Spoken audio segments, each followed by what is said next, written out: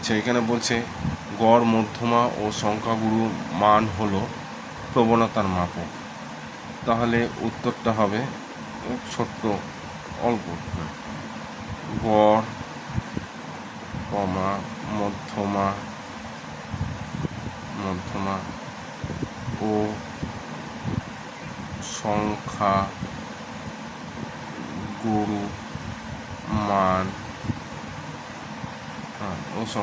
মান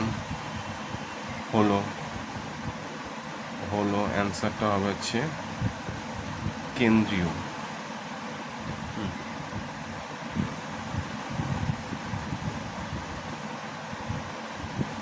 কেন্দ্রীয় প্রবণতার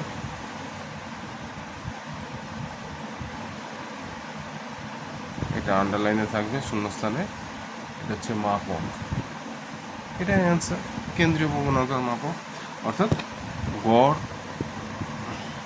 মধ্যমা ও সংখ্যাগুরু মান হলো কেন্দ্রীয় প্রবণতার মাপক।